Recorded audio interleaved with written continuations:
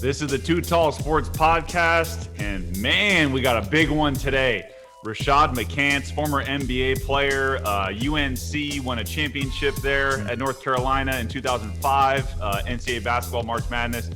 I mean, he's played overseas. He's written a book. He's had, academic scandal happen to him during his career. This is one of the best, most in-depth, realist conversations I've had on this podcast. So it's a little bit longer, but you need to listen to it because it's that damn good. Just telling you now. So my guy Rashad McCants was amazing, totally real, totally honest, and raw. So one of the best conversations I've had on the Too Tall Sports Podcast. So with that said, you can follow me at Too Tall Sports Podcast. That's on Instagram.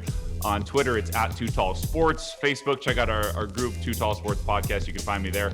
Also, make sure you want to watch this one on YouTube. You need to subscribe, hit the bell notification so you can get notified every time we drop an episode, which is every Thursday morning. And then you can see the video and watch it and see all the clips and stuff like that. So check out our YouTube channel. Just type in Too Tall Sports Podcast. On the audio side, you can go to Apple Podcasts. We're there. Same thing, Too Tall Sports Podcast.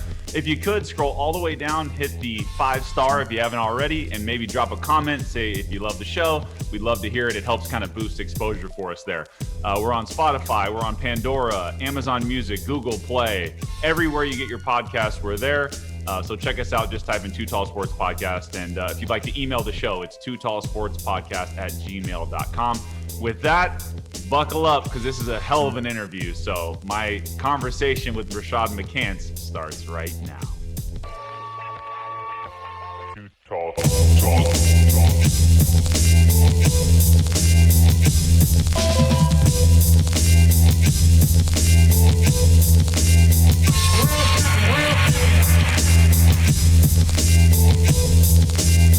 Going crazy.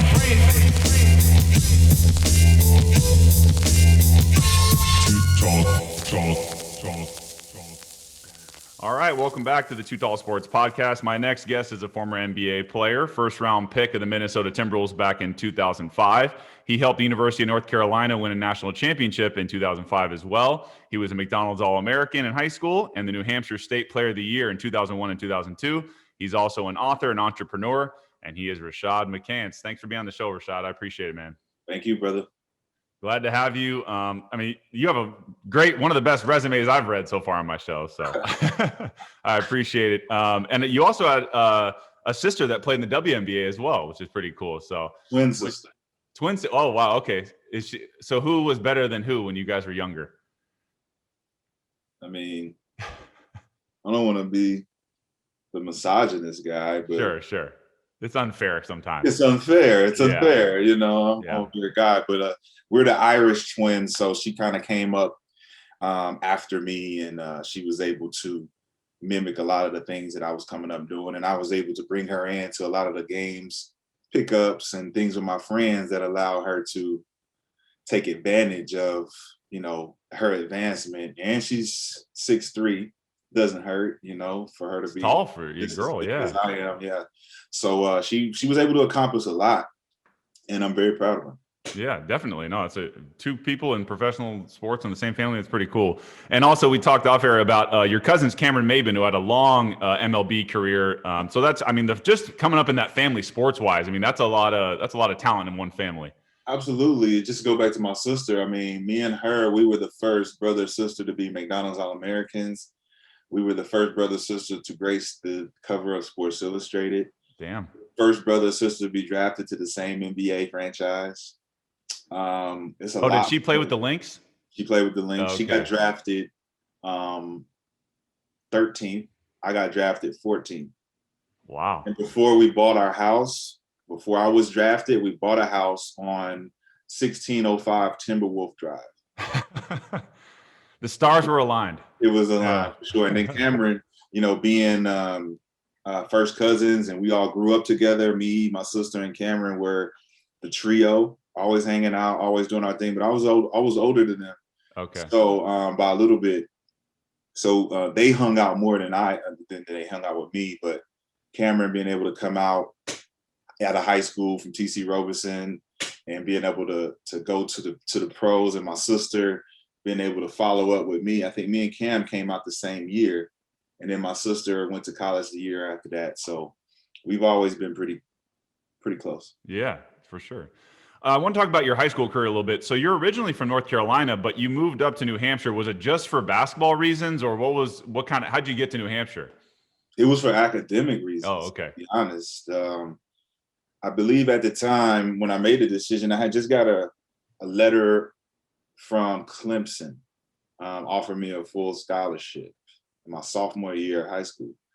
And I was so excited, I wanted to accept right then and there. And my dad was like, no, we're going to have much more of these to come. And I was at the time playing AAU ball with the WNC Storm out of North Carolina. And they were putting me on the map when it came to just the amateur sports and how it all worked. And I got the eye of a couple other AAU teams that are a lot more prominent in traveling. And I ended up meeting a guy named Wes Miller, who's currently at the University of Greensboro, University of North Carolina, Greensboro. And he was attending New Hampton School. And he just seen my talent and was like, man, you should come here. And I never forget it. We were at Boo Williams Invitational in Virginia, and he brought a pamphlet down to the tournament. And he's showing it to me. He's like, man, you need to go. This is where you need to go. You're the best player I've ever seen, man. You need to come here.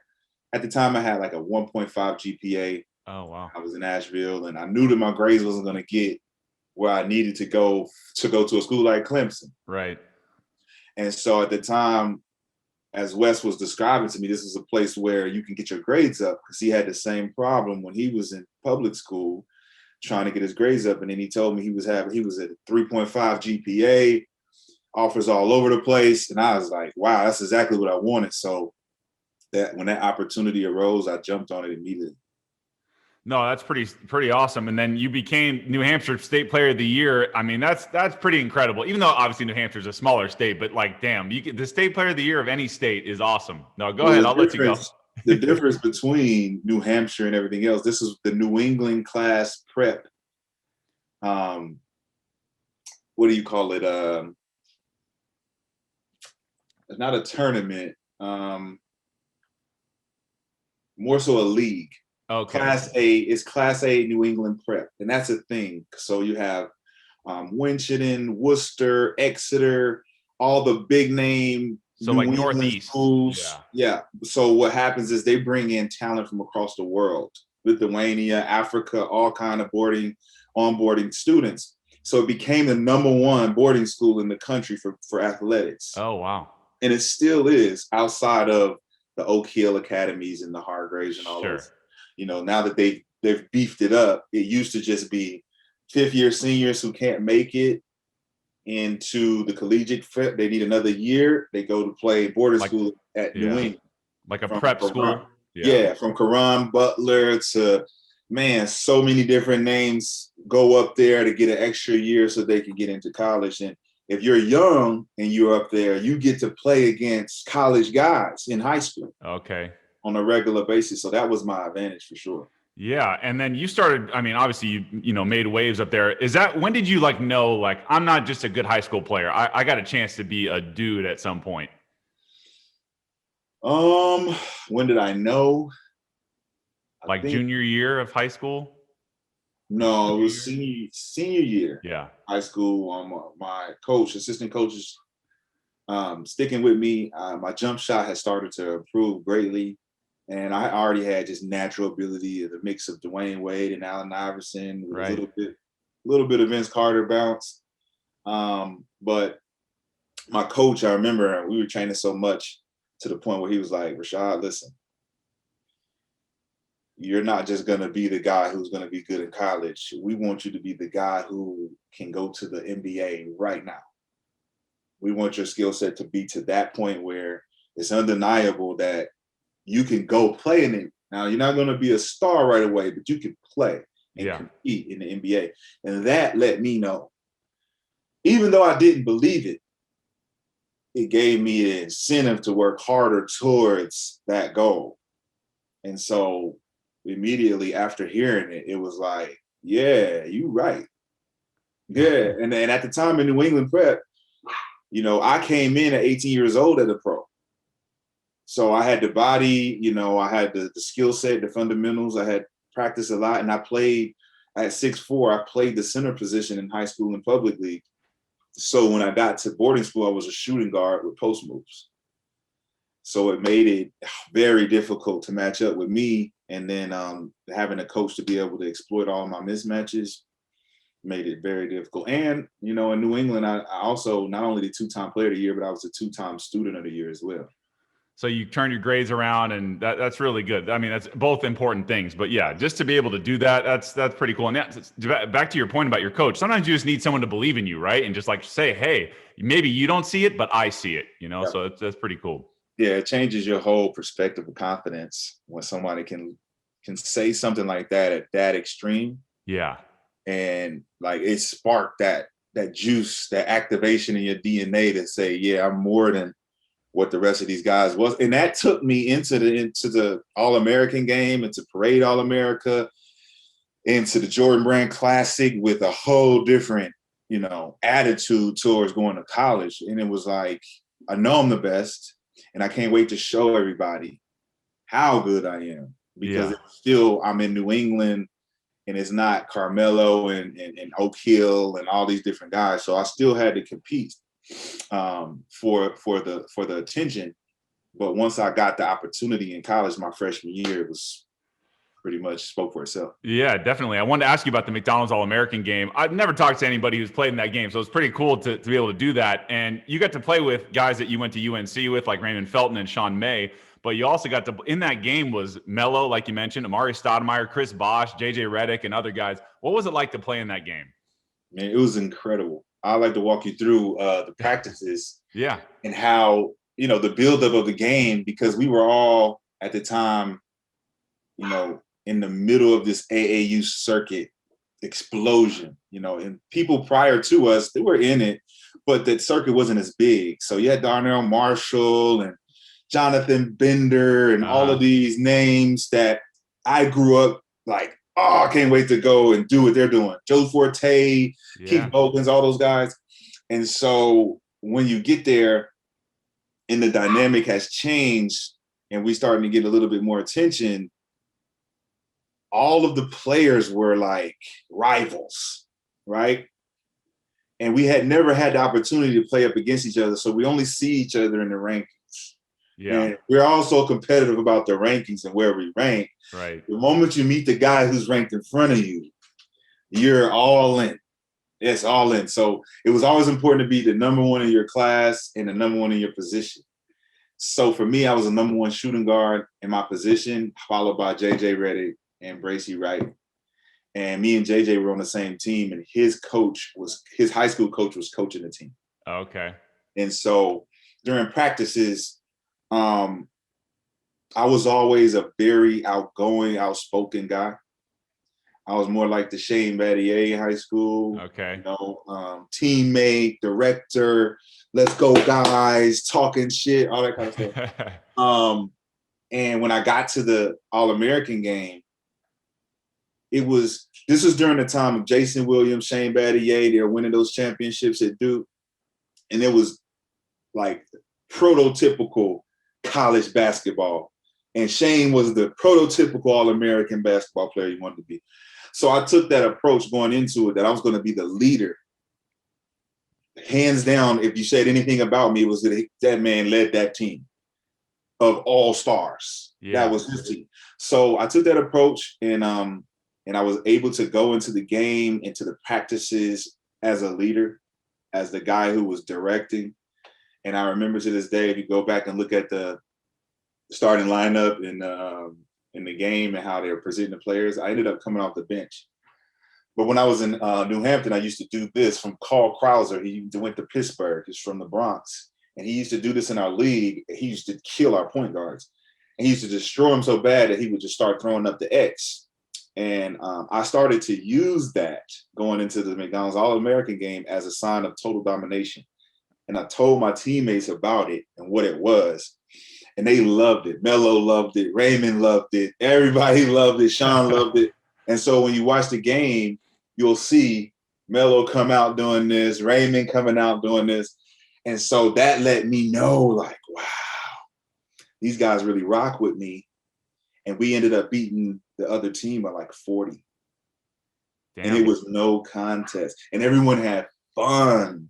And it was just one of those things where we're competitors for like 45 minutes. And then afterwards, we became like a tight-knit family. So all the guys who were in that class, when we see each other, it's still love. Like, even to know Chris Bosh and Amari's following me on Instagram. JJ's following me. These are all guys we done came up with for years and years and years, and still have love to this day. That's really cool that you got to do that. It's crazy to see from that day, like who goes where in their careers and all that stuff. Like you got this pool of studs, and then it's amazing what happens in guys' careers. So, I wanted to mention you were also in the dunk contest too. Melo ended up winning it, but do you think you should have won it, or just the whole experience? What was it like doing the dunk contest? Hey, listen, it came so close that Melo like beat me by like 3 points. Okay. And I didn't do any good dunks. I didn't do anything. Like, when they chose everybody for the dunk contest, it wasn't like everybody picked it. Like, we weren't like, oh, I want to do it. It was like, who are the top 3 recruits in the class? Amari was one, Melo was one. And then they ended up putting me, Hassan Adams, and Chris Bosh in there. Yeah. Michael Thompson was in the dunk contest. And I did a couple all right dunks, but I didn't do anything, to win. And to give it to Melo or Amari was going to be, that was the political move. Right. Because they were either one of them, we knew they were going to go to NBA. But for Amari to miss his dunks to win it, that he was the shoe-in for the champion. And then Melo, all of a sudden, once he missed his dunks, he just had enough points to win. Okay. Well, at least you got to compete in it. It's cool. Absolutely. So you weren't like training for it. Well, the difference is, if I win the dunk contest, I win the MVP of the game because I had 23 points. Yeah. And JJ had 25, and his coach left him in the game, I think, 4 more minutes longer than I did, where they gave him a chance to hit the 3 to push him over the edge. So in that particular moment, man, a lot of things happened in my career where I was seconds away from accolades that would set me apart from being here in this seat as a former athlete that used to do a bunch of stuff to a guy who's playing next to LeBron, and you're trying to figure out who really is the best player. Yeah. I know. It's pretty crazy how that all works out. So let's talk about UNC. You go your freshman year, like I mentioned, Felton and Sean May come in. And I saw you average like almost 18 points a game. So you were clearly ready for college basketball. Was there any chance of you being a one and done after your first year at UNC? Absolutely. I was already out of the door. Once Dick Vitale was, naming me Diaper Dandy, it was me, Carmelo Anthony, and Matt Walsh were the 1, 2, 3. And Matt was in Florida. Melo was in Syracuse. And I was averaging at least 21, 22 a game at one point. Okay. And there was a big riff with Coach Matt Doherty that forced him to make a decision to use me as an example. And that example held me out of games for three games. He benched me for 3 games that pushed my average from 21 to 17. Okay. And he did that to teach me a lesson. And so in teaching me that lesson, he was fired. Wow. Because I was the best player on the team. Right. And I was the only player on the team that was willing to stay despite what he was doing and how he was doing it. Every other player on our team threatened to transfer except for me. And so the chancellors had to make a decision, and they got rid of him, not because he benched me, but because we failed to reach the NCAA tournament due to those 3 games that he benched me. We lost those 3 games, and we were in a run. We ended up going to the NIT. Yeah. But he made a grave mistake, and we had a good team that year where I definitely could have left, but I wasn't at the University of North Carolina to do a one and done. I was there to eradicate Michael Jordan's legacy. Period. I would have chose any other school. I could have went to Stanford. I had 1120 SAT score. I could have went to any college I wanted to. I chose North Carolina without taking an unofficial visit or an official visit to any other university because Michael Jordan went there. And if I want the admiration that he has, if I want the respect that he has, I have to go where he went, follow his footsteps, go beyond his footsteps, and then go into the NBA and then try to go beyond those.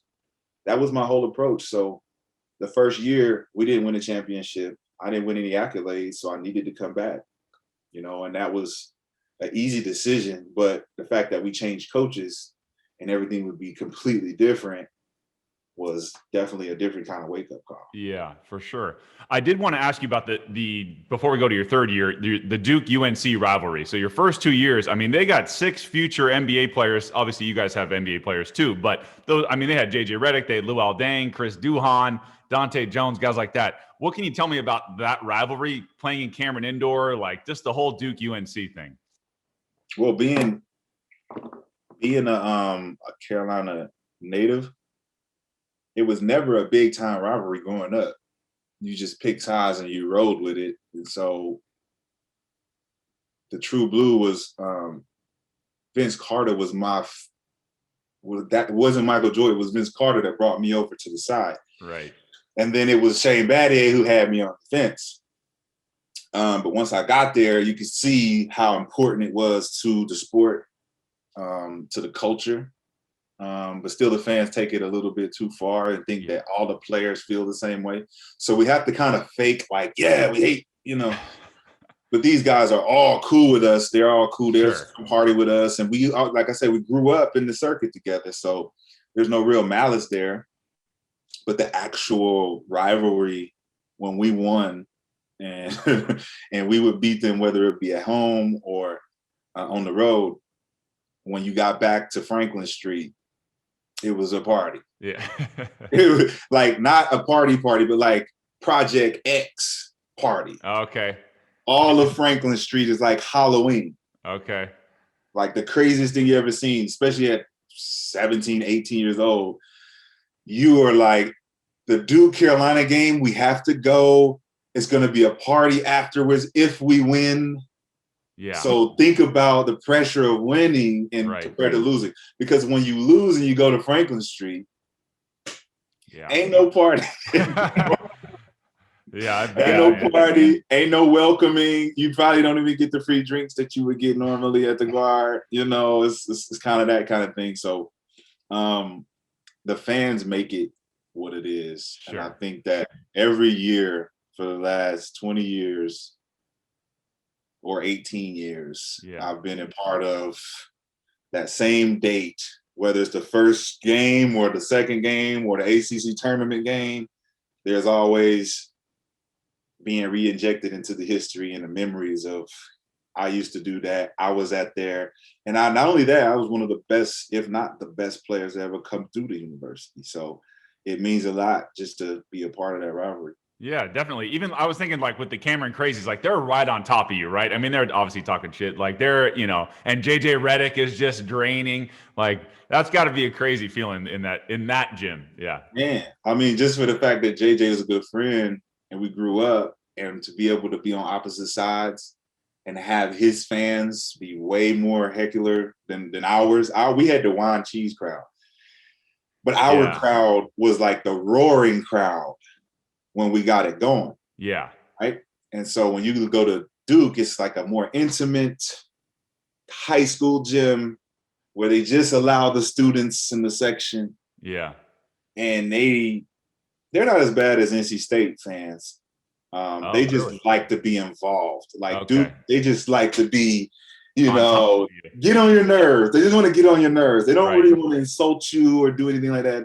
They love to be engaged, and they love that we're engaged. And that's what makes them good fans. They're not overly abusive. They don't do anything that's outside of the integrity. And you gotta applaud Coach K for allowing that type of culture to exist and not overdoing it, seeing that you already allow these people to be over the state. Right. So if they're saying crazy stuff, that's just giving you guys too much of an advantage. Right. So let's talk about your third year. You get a guy, former future first rounder at the time, Marvin Williams, who ended up going number 2 overall. He kind of, I don't know if he changed the dynamic or whatever. You guys basically were unbeatable that year. You went 33-4. You beat Darren Williams in Illinois in the championship game. What was that third year like for you? My third year was different. I had a lot of off the court, I guess you would say, glamour at the time. I met a guy by the name of William Wesley.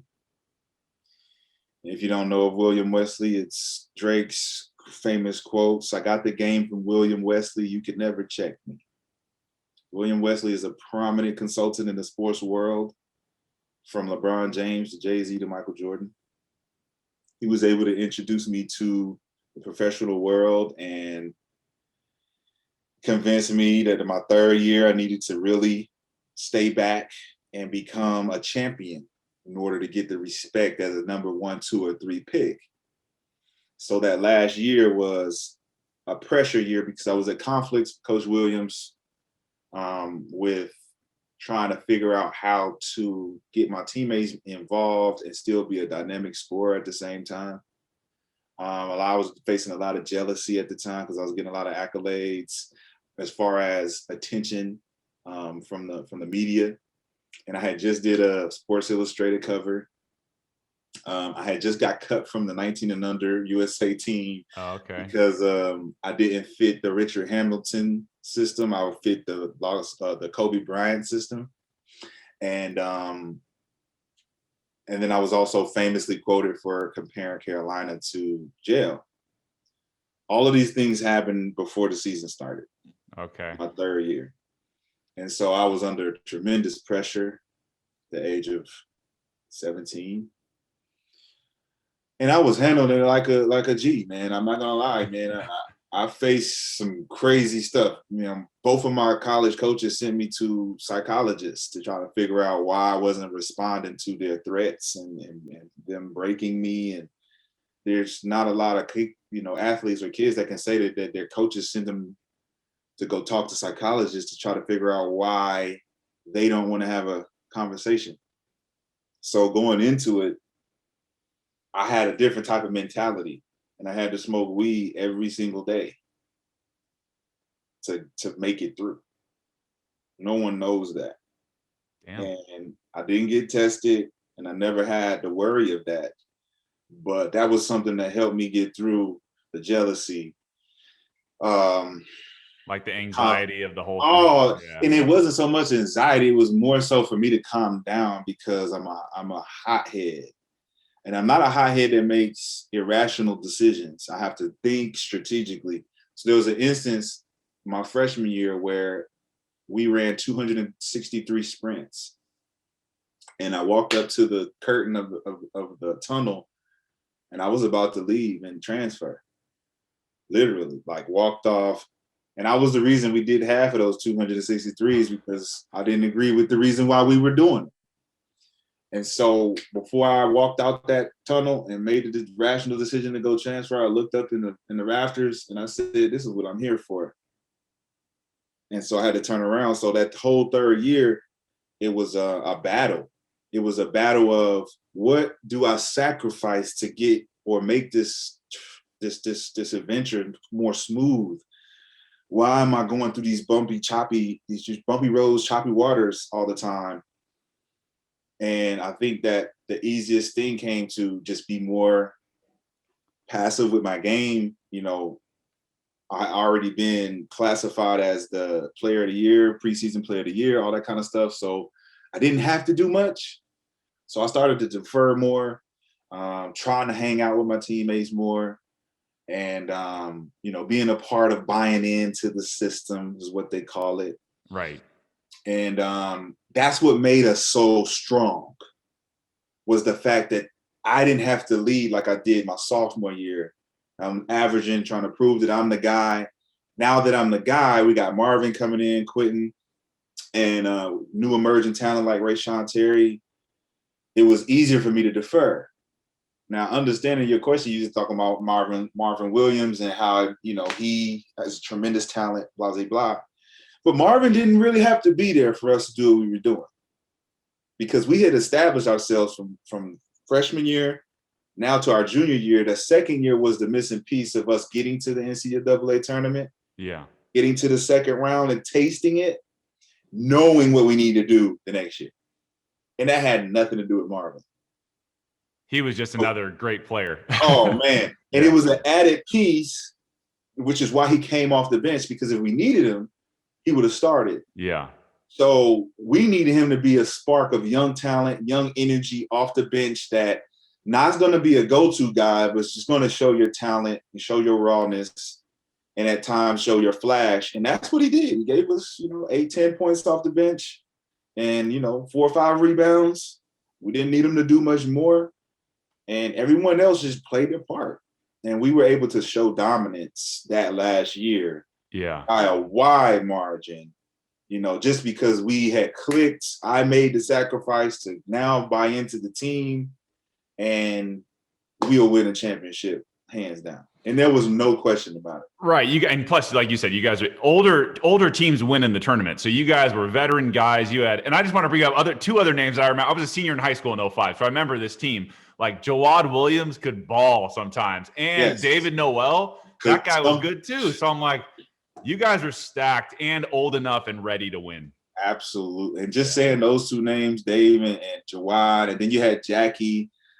A lot of guys could give you surprise buckets, surprise minutes, because everyone was so talented and everyone had a full clip of offensive ability that they couldn't wait to unleash.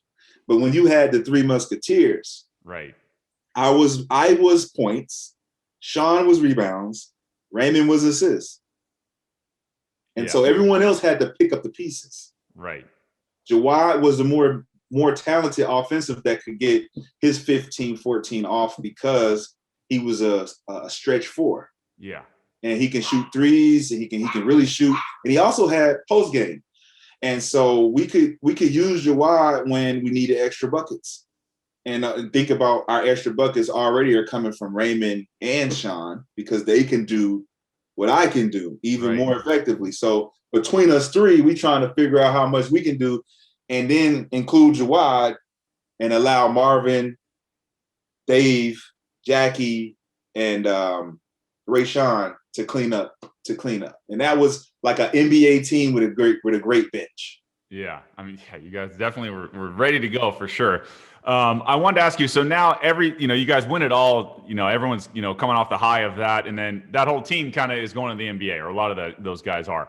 So you go 14th overall to the T-Wolves. What do you remember about draft day or the process leading up to it? Like, did you think you had a chance to, I'm sure, top 5? Like go, I'll let you go on that one. Man, draft day was crazy. Seeing that I had a lot of meetings up until, people telling you stuff. Yeah, people telling you stuff. And then, workouts that you had throughout the pre-workout. I worked out for Portland at number 3. And in that workout was me, Martell Webster, and Nate Robinson. So I'm going up against 2 Seattle natives. I just signed a deal with Nike, and I'm having dinner with Lynn Merritt and George Raveling at Morton Steakhouse.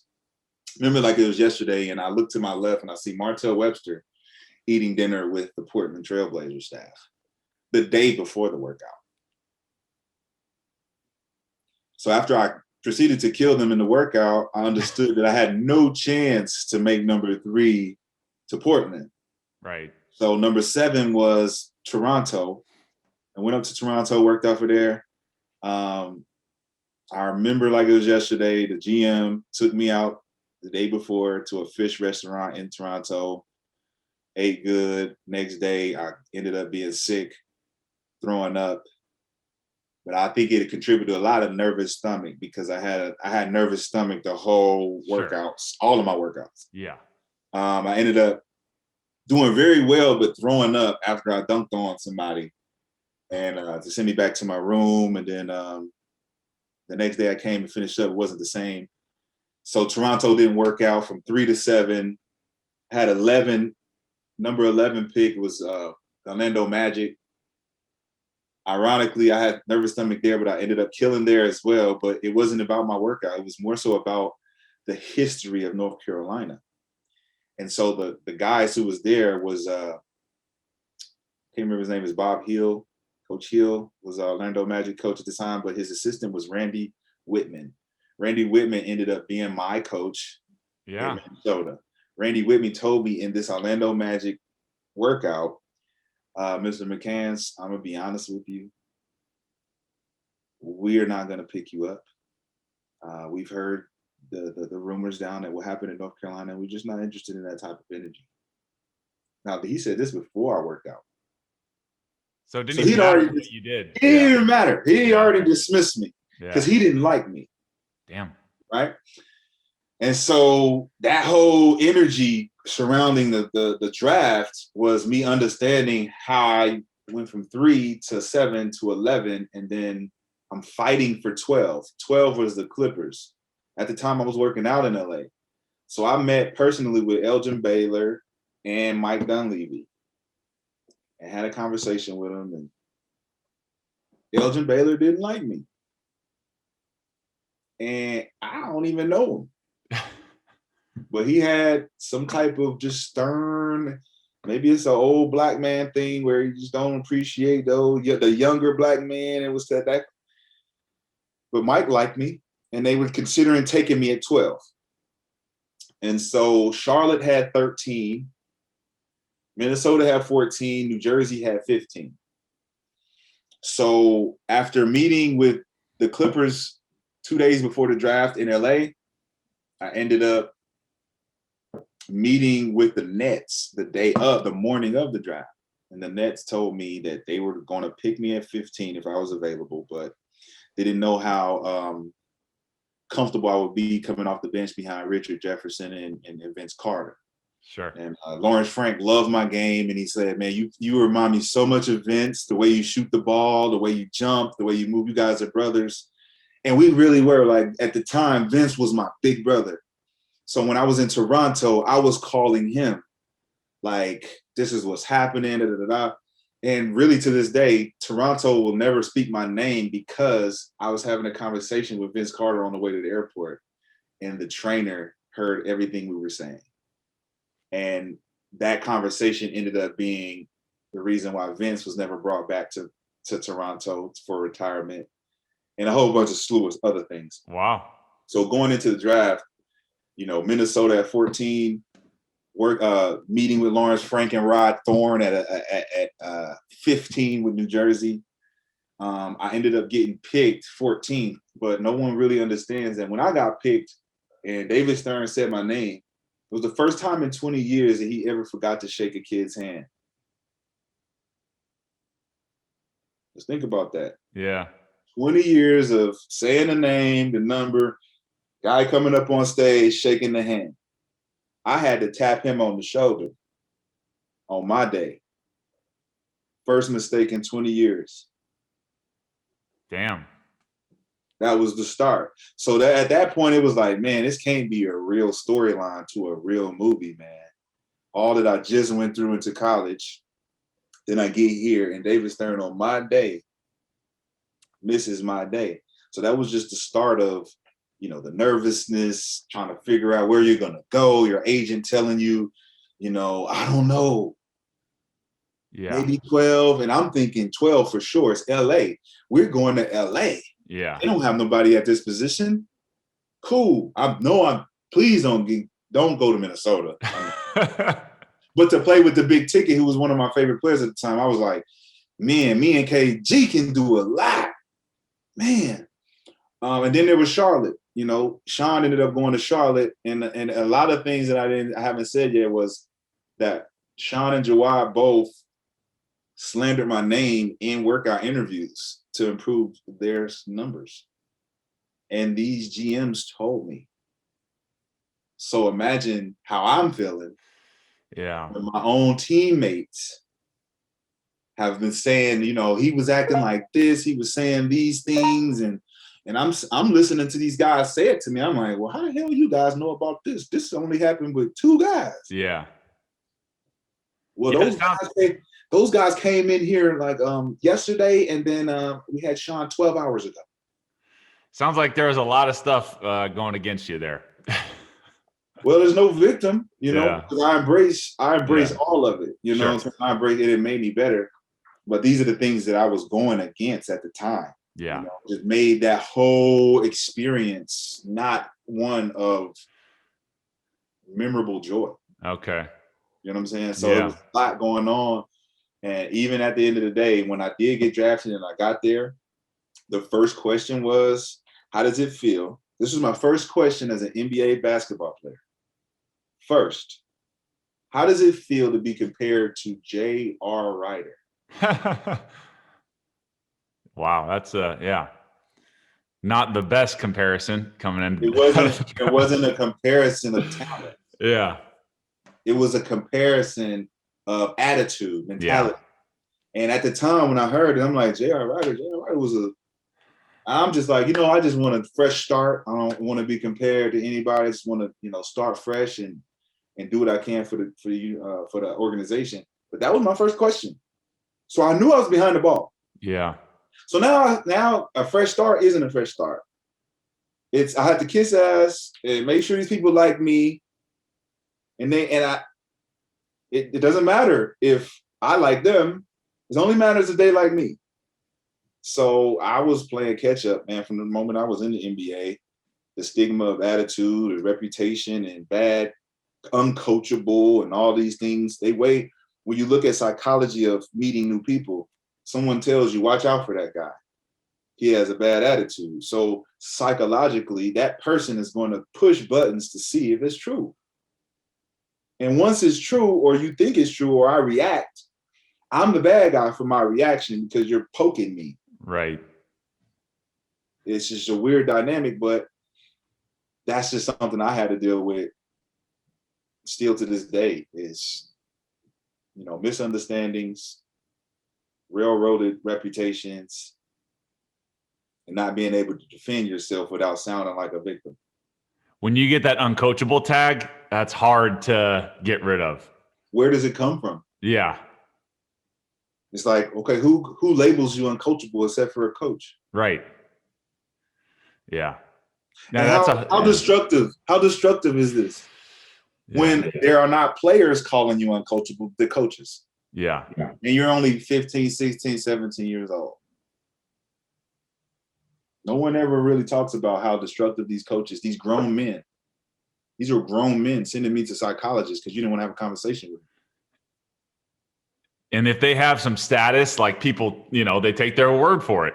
So. And it becomes like a high table of votes.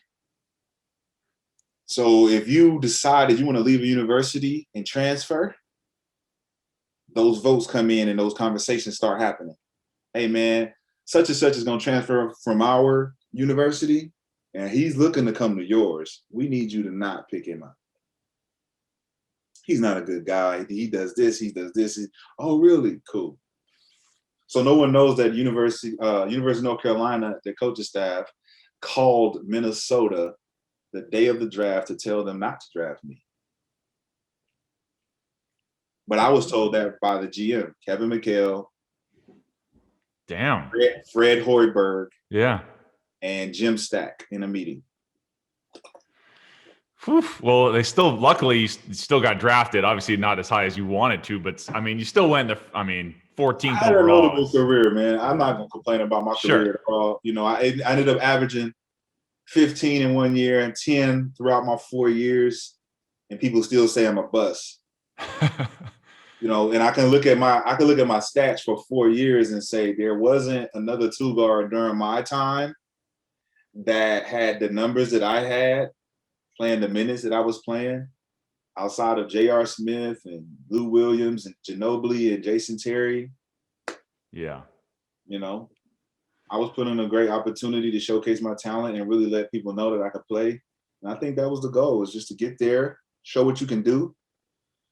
Outside of my own personal ambitions and accolades that I wanted to accomplish, which was being the greatest ever, I could still be that in my mind without having to really have validation from the outside, knowing that I put in the work, knowing that I impress certain people who I respect the game from, who respect my game, and I can move forward. Yeah. You mentioned KG earlier. I wanted to ask you about playing with him, just in general. From the outside, obviously, it looks like he's a very intense guy. Maybe he's tough on the young dudes. What was it like playing with Kevin Garnett? Me and KG ended up being good friends for our 2 years that we was playing together, which was my first 2 years. Me and Kevin shared a lot of similarities when it came to the game and the approach, the passion. He's a very passionate guy. Yeah. Weird too when it comes to the game and how everyone has their standard way of approaching the game, and we approached it with kind of like a schizophrenic type of mentality where you snap into a whole nother person, right? KG was the best at doing those theatrics, but it was so good that you wouldn't even know he was like playing a part. You would literally think that this dude is crazy. It's crazy.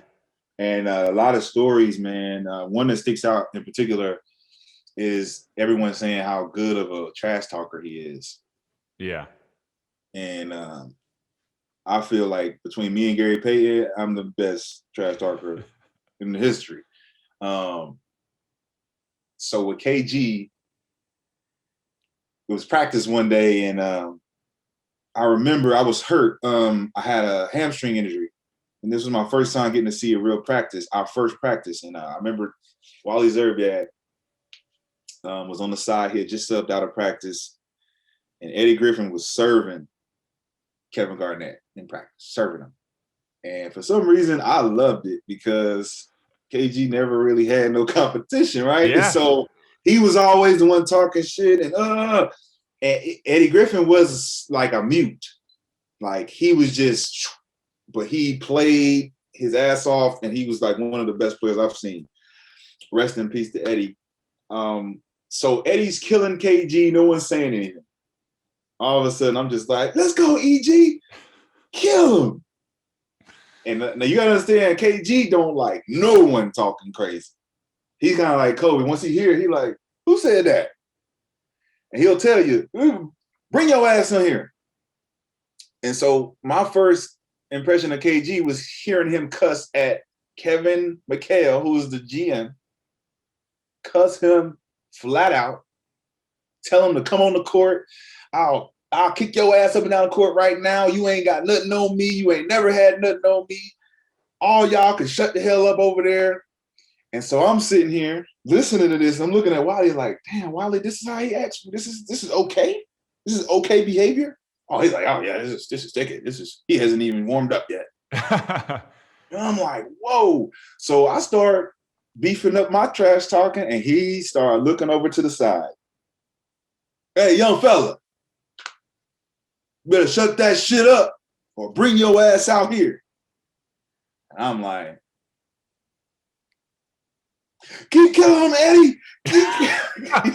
Of course you did. Him. So maybe like 2 plays down, he hearing me, and he just grabbed the rebound and he threw it to the side. Oh, damn. Oh man, that's when I knew.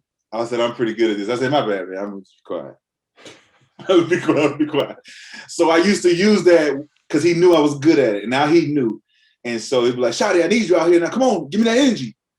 And I would be the one that pick up technical fouls out there. When he was on the floor, he would dunk on somebody, and I would be the one screaming, ah!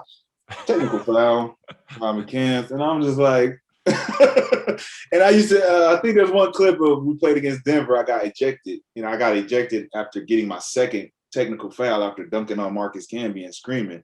But my first technical was because KG dunked on him, and I went crazy. And I went crazy for him. Right. And I remember him coming back to the locker room that same game, and he said, and he was like he was mad at me.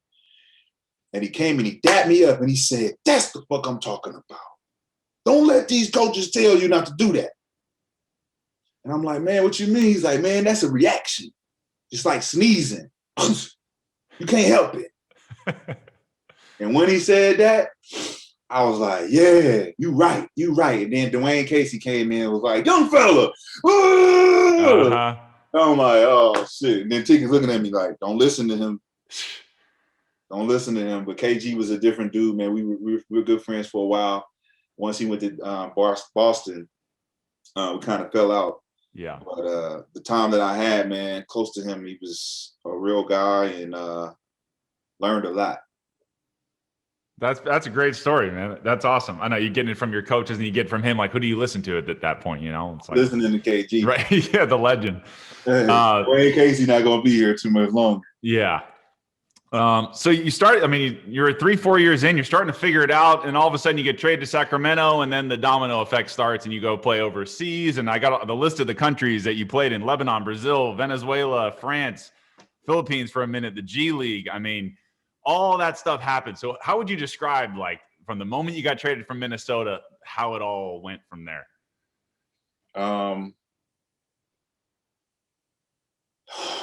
I know there's a lot of stuff possibly, but no, it's just it really sums up to like kind of being repackaged into a product no one wants. Yeah, you start bouncing around. It's tough, man. Right. So once you go from the NBA to something lower, the product is not as valuable. It depreciates. Right. And so I went through a depreciation because they wanted me to humble myself because of the Khloe Kardashian situation. I grew to be more famous than the guys that was making $65 million on the team. Right. I hadn't even had my second contract yet. So, a lot of things played a part in it. But the moment I had to go to the D League, I knew that it was going to be difficult to come back because the reason I was down or going anywhere else wasn't because of my talent. It had nothing to do, and that's the hardest thing to deal with is hearing someone say, this has nothing to do with your talent. I got cut from the 19 and under team in college because it had nothing to do with my talent. It had everything to do with I had a bravado of Kobe Bryant and not Richard Hamilton. So you're not the fit in type. So I was the fit in type. My talent was my talent. The fact that I was showcasing what I was capable of doing intimidated not only the coach but all the rest of the players. So that was something I couldn't control, and I didn't really. If I had control over it, I could have toned it down. But a lot of these things people don't give you these tidbits about you when you're doing things, and then like, hey man, let me holler at you for a second. Let me tell you, this doesn't look like you think it looks when you're doing it. And so you got to learn along the way. So all those years overseas were mentally preparing me for transitions. Transition into the business world, learning culture, learning what other markets are doing around the world and how people treat people and real racism, going through, what people don't understand in this country. When you leave the country, you're going to want to come back. It's the best country in the world. You won't know that until you go to other countries. Right. Yeah, you got to, what was your favorite place to play overseas where you really enjoyed being there and the culture, the food, whatever it is, playing, the fans, whatever it was? What was your favorite place? The only place, like I say, I enjoyed enough to go back was Lebanon. Okay. But it was probably the more racist place. I was torn because I wanted to like it. It was new. And I felt I had more control in those situations with those type of, teams where, you had to do everything, but you didn't have to do everything, but you can party and not worry about having to, do too much the next day. Yeah. It's more convenient, but I think as far as pay goes, China was, even though I didn't get paid a lot. Yeah. China was good on that front and the business front for, doing manufacturing product business. But Lebanon was probably the best. Everywhere else was short. Yeah. Yeah, I never did anything past 3-4 months. Okay. Yeah, so Yeah, all the Latin American countries. I almost died in Venezuela. Most of the teams that I got cut from every team that I ever played for internationally, by the way. Sure. And every time I got cut over the internet. So the teams never came to me, told me what was going on, and so all of my experiences were kind of jaded. Yeah. And it didn't really fanfare. But I definitely had notable experiences in all of them where I can say I've been here and I've been able to soak up the culture, the opportunity, and knowing what's going on in the world. It helped me see the world and become more versed in the world. And Yeah. I'm grateful for that, because I wouldn't have been able to do that if I stayed in the league. Because a lot of these guys in the league right now are still kids. Right. Like LeBron is he's still a kid. Right. But he's a more mature kid because he's been, with the Olympics has helped him and the money. But a lot of these guys don't get to travel across the water and do it without the NBA cares or the NBA. When you're over there by yourself as a self-representative with no unions and man, you have to grow up. You have to become a man. And a lot of these guys are spoiled. Yeah. And, you can see it with the Black Lives Matter thing, and you can see it with, the kneeling and all that, man. When you understand what's going on around the world, you'll stand up for your country. That's interesting perspective, man. I'm not expecting to hear that, from you, but I think you've obviously seen a lot more than the average NBA player probably around the world. So, man, you're not going to no other country doing the shit you're doing here. Yeah. At all. Like, I'm in Lebanon, they call you monkeys, the little kids. They call you monkey. I'm on the elevator by myself. They'll wait for the next one. Whoa. Yeah. You want to talk about prejudice and racism, go to another country. But see, that's why I don't like having these conversations with athletes, because they're not versed in culture, real culture, world culture. You know what I'm saying? They're being confused with all this rhetoric that's going on, but that's another story. You know how that goes. Sure. No, I got you on that. I got tons of questions for you, but I just want to make sure we're good on time. I wanted to fast forward to 2017. You decide to play in Ice Cube's 3-on-3 league called the Big Three, and you go number 1 overall in the draft. And then Trilogy, your team, you guys end up winning the championship. You're the MVP. What do you remember about playing in the Big Three? What I remember is being in Mexico, dislocating my ankle, trying to figure out what my next move would be. Being on Instagram, I was following Steven Jackson at the time, and he had just announced that, he was going to be a part of the Big Three. Yeah. So I reached out to him, was like, man, how can I be a part of this? And he sent me Roger Mason Jr.'s number, who was the commissioner at the time. I remember him. Who was a good friend of mine as well. Reached out to Roger, was like, man, how can I be a part of this? He sent me the information. I was hesitant simply because this is during the time of the academic scandal. Right. And I had already came out, boom, boom, boom. So I was hesitant because I knew that everybody in the basketball industry was not. I was like Edward Snowden. Public enemy number 1. Number 1. Yeah. No. Sheesh, that put me right at the top. So at the time, I was just like, it's shot in the dark. Like, and let me try to. So once I got accepted, I was like, okay. So I got my ankle ready and went to the tryouts. I had no idea what was going to happen, where I was going to get picked. I just knew that the people that was in this pool, none of them could touch me.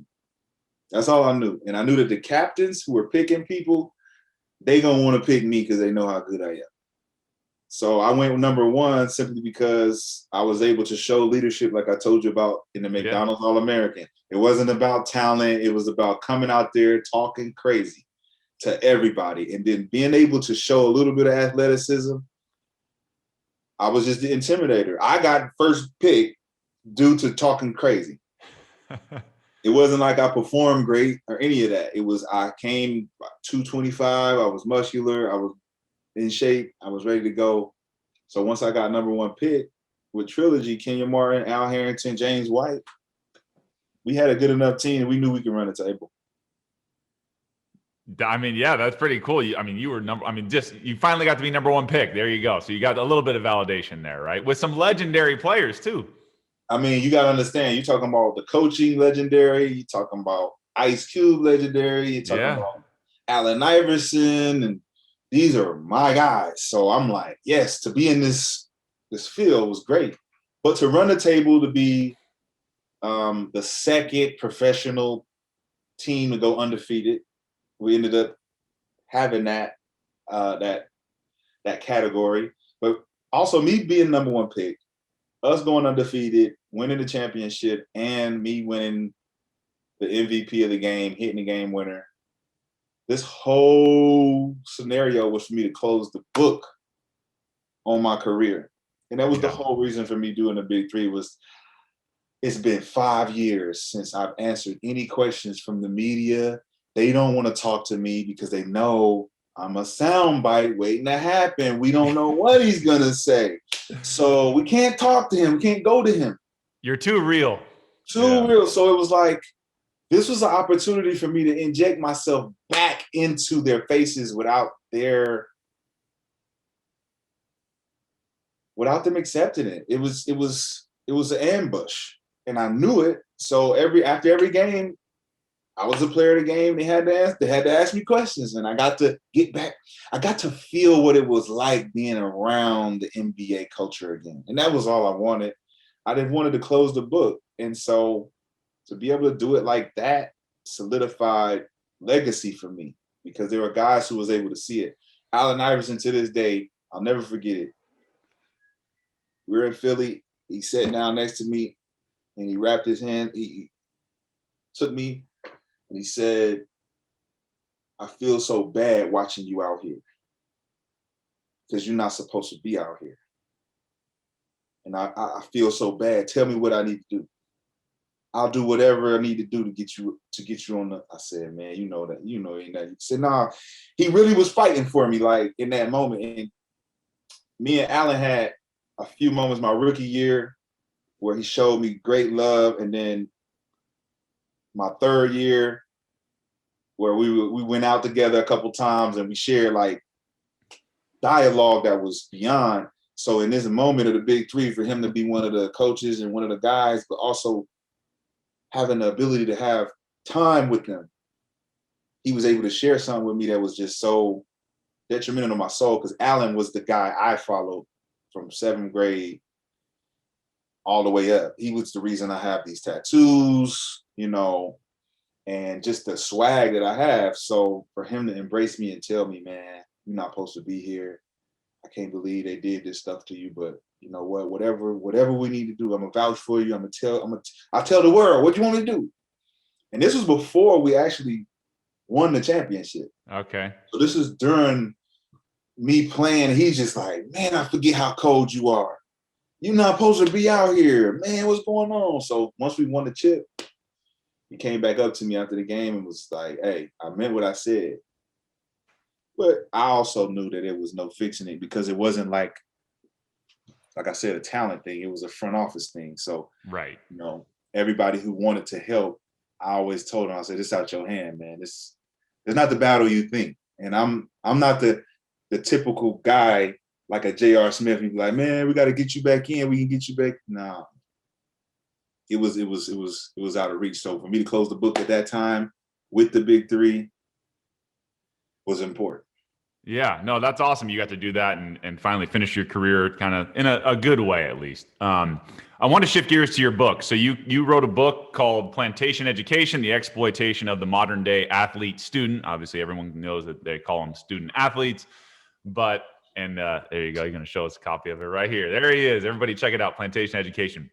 And I appreciate you wanting to talk about this. It's definitely a topic of conversation. So tell us about what sparked the idea for the book, and then kind of maybe the reaction you got, or what you want the public to take away from your book. Well, it all started way before the scandal. I just wanted to tell my story. And I think that sparked a lot of fear in the university due to the fact that I went through a lot and it hadn't been posted to the public. So the original book was called Code Blue. And it had nothing to do with the scandal or anything like that, just more so my testimony. But then the scandal happened, and I started to see how big this topic was of exploitation. Originally, it started with Ed O'Bannon in the name, image, likeness. Yeah. That had nothing to do with education, right? And so as we started to drill down into education reform and understanding that the education that was being offered to athletes was not real education, and it was just to keep the kids eligible, it was an eligibility ploy. So as I started doing research on what the national letter of intent was, and how voluntary it is for you to give up your name, image, and likeness, and how ironic it was that the national letter of intent has the same letters as name, image, and likeness. And when you sign off on the NLI, you're giving away your NIL. So as I started to really dive into it, Mary Willingham and Deontay Williams came out talking about the academic fraud that was happening and how the football team was only getting penalized for it. And at the time, I was really kind of trying to understand how the basketball team had missed this whole thing when they created it. And so that made me reach out to Mary Willingham and say, how can I help you with this? You guys are not getting any traction with you being the face of it and him being the face of it. No one knows who he is. Right. No one cares who you are. And so she said, well, if you want to help, just, reach out to the producer who did, it was Outside the Lines that I had seen it on TV. Yeah. And prior to Outside the Lines, I had seen a documentary called Schooled. And I advise everyone to go check Schooled out. But it was about the exploitation of the NCAA. And I remember the Tennessee, the Texans running back, Arian Foster, who retired, went to Tennessee. He told his story. He was the reason I really came out. I was motivated because it was him, and he had literally told the world that our coach gave us money to eat hamburgers while we were at school because we were going to go rob some people if we demanded it. Yeah. So he said a whole bunch of things in the documentary that was like, okay, it's cool so we can tell the story now. So when I went to tell my story, it became more about UNC than it was about the NCAA. Right. I did an hour, 30-minute conversation with ESPN, and they produced a 15-minute snippet of me going back and forth against UNC. That was not the interview. They fucked me over big time. And there was nothing I could do about it. So by the time everything unraveled and I put out my testimony on what was going on, I became the villain. You live long enough as the hero to watch yourself become the villain. And that was a very hard pill to swallow. For sure. Because I was doing something for the people, for my athlete, teammate, colleagues, to say they're not giving us real education and they're promising us world-class education is the reason why we're not giving you millions of dollars in compensation. That's the rule. So we need to prove that this is not real, that you're not giving us real education, and it doesn't equate to not paying us. So I showed that this disproportionate education promises that were given from the University of North Carolina. I was a Dean's List student. I'm a Dean's List student, and I didn't go to school. I didn't go to class for those four. My last semester, I didn't go to class. They're all independent studies, and I made the Dean's List because I got A's in all of those independent studies because I didn't do no papers. Papers were done for me. Yeah. But I got the Dean's List because I was ineligible the year before. I had failed math and I had failed psychology. And so using these independent studies kept me eligible for the NCAA tournament. Yeah. And our summer school courses that we were taking kept us eligible if we did happen to fail any regular season courses, we can swap them out. So the book came during the big three. I was able to pay. I had no money at the time. I was able to pay for my book and writing of the book through the big three. Wow. So this it's such a like storybook, like fairy tale, because without the big three, I don't have the book. And without the book, I don't have the opportunity to resurrect my life and tell my story and leave what's happened behind me. Yeah. And to drop it completely and not having a resentment attitude about memories, things that could have been and should have been, it's not. I'm completely at peace because the book was able to shed light on not only the experience that I had in school, but everyone has when it comes to the exploitation of not being able to receive a coffee from a neighbor because you're in school. Yeah. Or you don't have a place to stay. You can't go stay with your friend who's your roommate or your teammate. You can't go stay at their house. Like the things that they were doing, it just didn't make sense. So the book highlights not only the origin of the plantation mentality, but also the prejudice, the education, the NCAA cartel, all the things that are there that no one talks about, they're afraid to talk about, we address in the book, even solutions. A lot of people want to talk about problems. Right. But no one has a solution. So I don't want to hear your opinion on just sparking the conversation further. You're throwing gas on the fire and you don't have any intention of putting the fire out. Right. We have the solutions in the book. And it comes in a form of a education, a sports education facility. I have the whole specs in the book.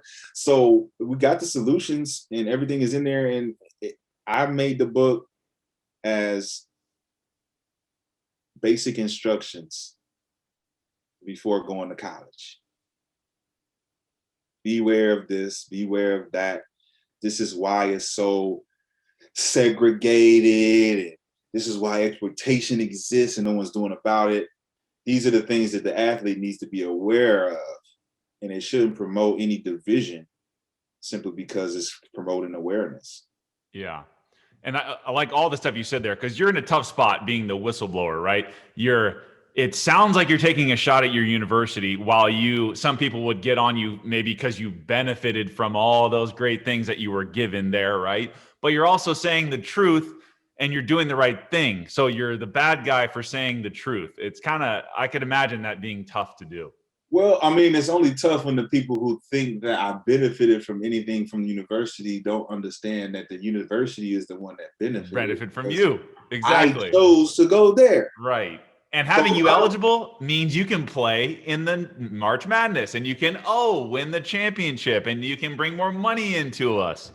So that's the guilty conscience that they play on the athlete to say, "Oh, we gave you. Look what we did for you." And it's like, you came to my house to tell me to come in. And granted, I didn't have coaches come to my house and sell my mom. Right. So I dove in with a leap of faith. So to hear anybody's rebuttal be, "But you benefited from all these things," I didn't benefit from anything. I can show you the benefit. The only benefit that I had in the University of North Carolina was being able to interact with my peers. Me getting better as a player happened on my own. The coaches didn't make me better. They didn't have individual workouts with me saying no. Not even with your education. None of the coaches cared whether or not we were actually learning.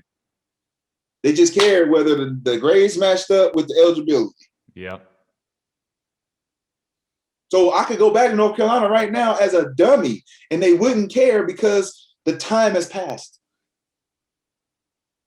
Yeah. So who's going to be held accountable for the dumb athletes who can't get jobs because they trusted their coaches? They were going to be NBA players or moving to the NBA basketball sector to be whatever. And now they're just sitting around false promises. Yeah.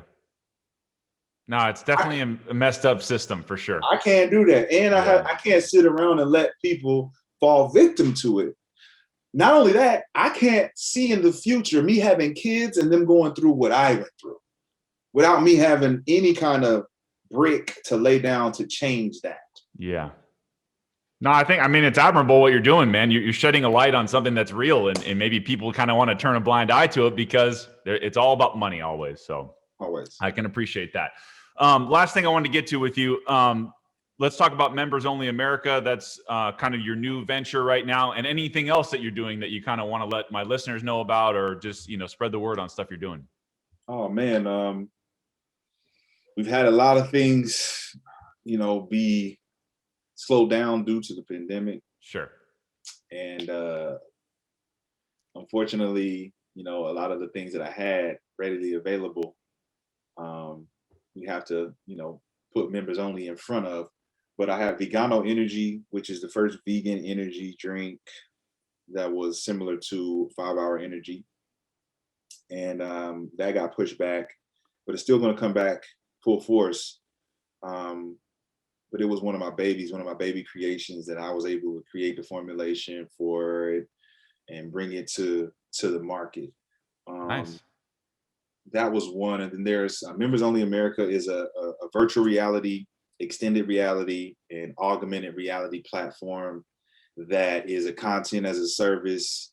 It's an edutainment platform with learning simulations, so on and so forth, but it's also an entertainment platform for influencers, celebrities, brands, and advertisers to monetize their name, image, and likeness. Okay. That's pretty much what we're aiming to do for the new culture and the new millennials is maximize the ability to learn hard skill training opportunities, which is the bigger job market of career building and career preparation.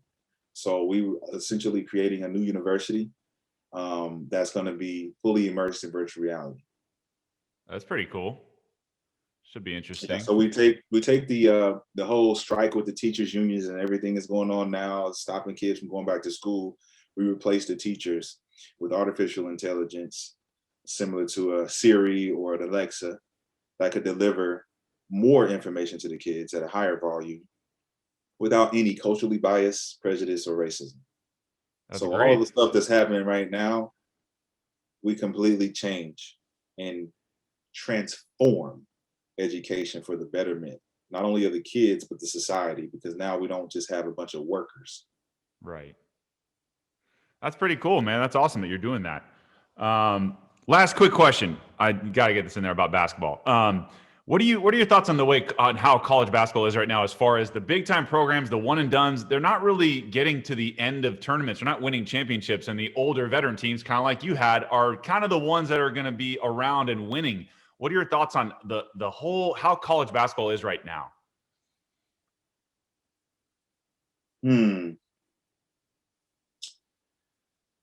It's a nasty business because there is more exploitation going on the misinformation. So if you really think about why these one and doners are going to certain universities and they're not making it out of the tournament, because they're chasing the money. Yeah.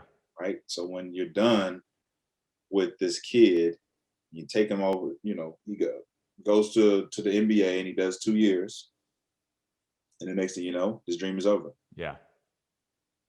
And so when you got the Gonzagas and the other BYUs and Iowa States, and these are seasonal guys who know they need 4 years to even make a case in the NBA, end up going playing, credible years overseas, having good money, putting stuff together.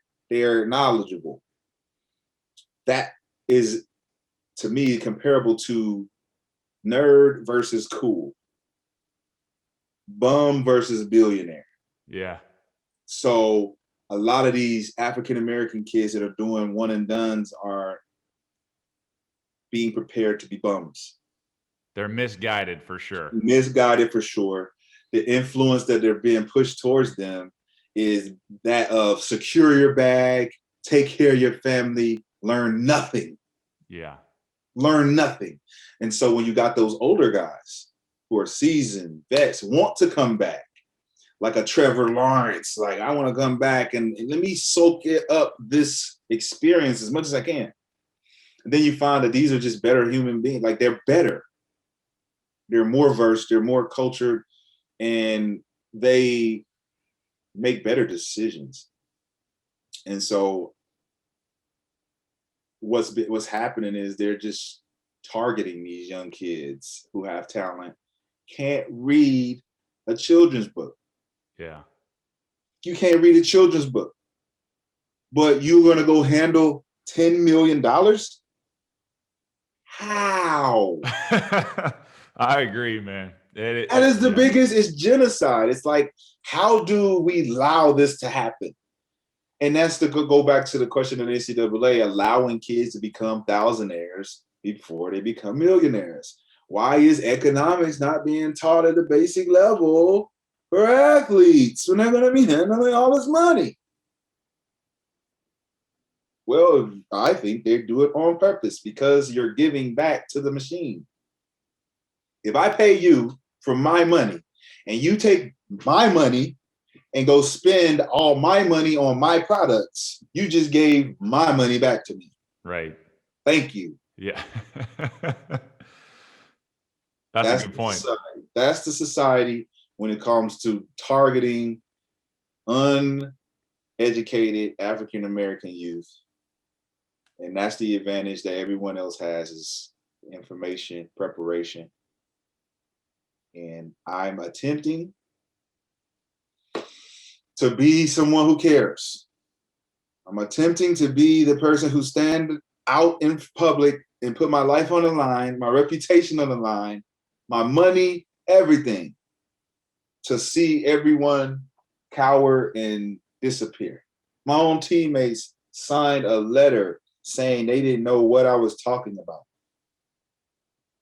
Guys that we rode over to the tutor together to pick up the papers they wrote for us. Yeah. Oh, now you don't know what happened. Oh, now you have no idea what's going on. But you can walk through campus and people pat you on the back and say, yay, you're back. You're on campus. Good to see you. I'm glad you didn't side with Rashad. We hate him. But you won a championship, and that's all that matters. Because you know what? That one championship propelled all the rest. Roy Williams got his first championship with a team he didn't put together. And now University of North Carolina is a prestigious university again. Because when I went there, they were 8-20 and no one wanted to go. So I said, Avengers Assemble. Let's turn this thing around. But then I ultimately ended up becoming Thanos. That's crazy. You got a cool story, man. Cool. We're going to make it into a movie. Trust me. Oh, cool. Okay. Well, come back and promote that. I'm down. That'd be awesome. For sure. Do you have any timeline on that? Just curious. We're actually, the call I was on. Oh, okay. Was discussing the TV. It's a TV series called Played, based on the book. Hey, if you want me to promote that, you let me know, man. I'll help you out. Hey, bro, as soon as we get to clearance, that was the conversation, is trying to redirect the script in certain areas, because, you know, whether it's going to be based in Vegas or LA for selling rights. But we got Mark Wahlberg's people interested in it. So hopefully that's awesome. We get some good traction. There you go. Well, then we'll definitely have to do that again. Just because we went on way too long, Rashad, you've been great. Thank you so much. It was a great episode and a lot of insight, man. It's really cool. Thank you. I appreciate you, Brett, man. Anytime you want me back, man, let me know. Definitely. I told you. I tried to tell you that was one of the best episodes I've ever done, as real and raw as it gets, man. So my thanks to Rashad McCants. That was an incredible episode. He was awesome. Totally gave us a bunch of time and gave us a lot of great information. So and he's got a lot of great points. So hopefully you guys your eyes are a little more open now to what's really going on in the world of sports, especially college athletics too. So my thanks to Rashad. He was awesome. As always, you can follow me at Too Tall Sports Podcast. That's on Instagram. You can follow me on Twitter at Too Tall Sports. Go over our YouTube channel. If you're not watching already, check us out there. Hit subscribe, hit the bell notification so you get notified every time we drop an episode, which is on Thursdays. Please check us out. Share it with a friend, especially this episode. This is something that everybody needs to hear. We're always on Apple Podcasts as well. Scroll all the way down if you could. Hit the 5-star. If you could do that, that'd be awesome. Leave a comment, review. That'd be great, helping us get more exposure to the show. We're on Spotify. You can just type in Too Tall Sports Podcast there and find us. And then you can also find us on Amazon Music, Google Play, Pandora, everywhere. We're on all the podcast platforms. So just type in Too Tall Sports Podcast. Thank you very much for listening. I hope you guys really enjoyed that one. It was one of my favorite episodes we've done so far. So have a great day, and we'll see you next week for another great episode on the Too Tall Sports Podcast. See you.